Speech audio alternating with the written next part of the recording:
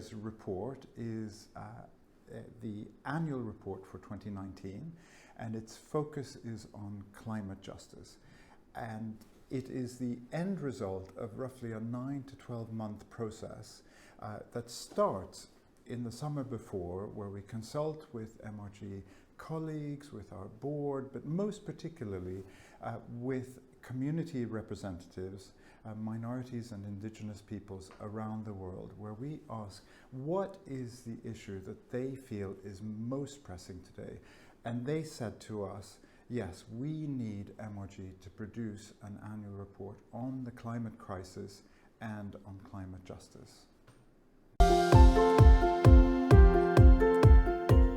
What the main conclusion is that the climate crisis is particularly affecting minorities and indigenous peoples, but most particularly it's underscoring and worsening the inequalities that they already face.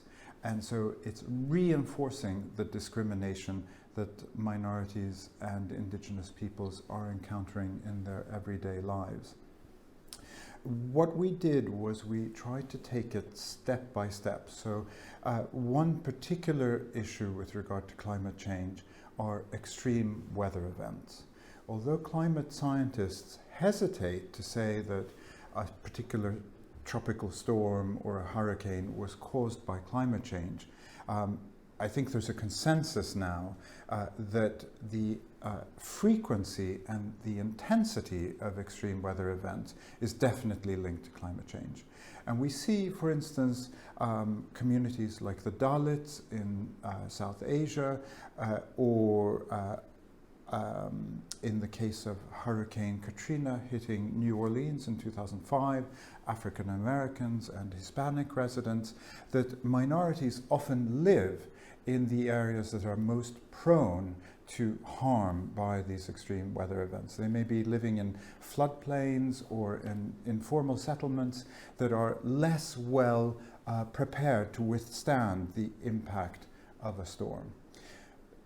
So that's the first step. The second step is the aftermath of these events, where we see that there are patterns of discrimination against those same communities when it comes to emergency relief, and also when it comes to rebuilding, reconstruction, so that they can move back to where they were living.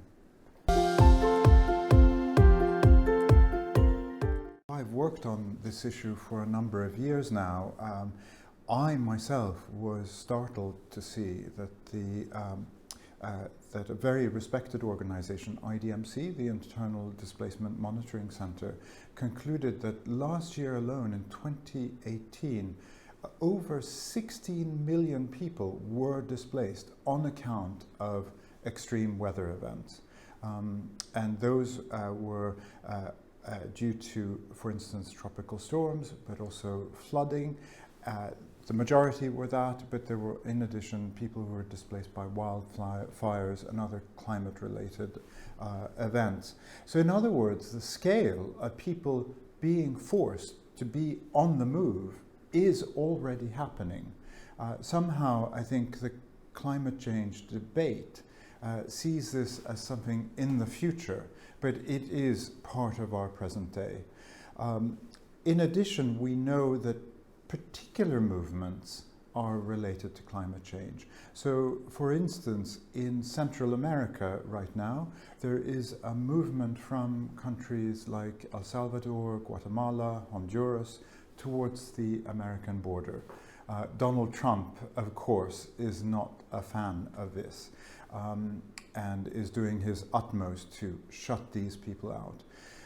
While they are moving on account of issues to do with violence and discrimination on the ground in these countries, it is now very clear that climate change is a contributing factor, because the changing climate is affecting harvests, is affecting the possibility to maintain livelihoods in the area, and causing tensions and so on. So that, on top of, or in combination with issues to do with violence, criminality, and so on, is forcing people to go on the move.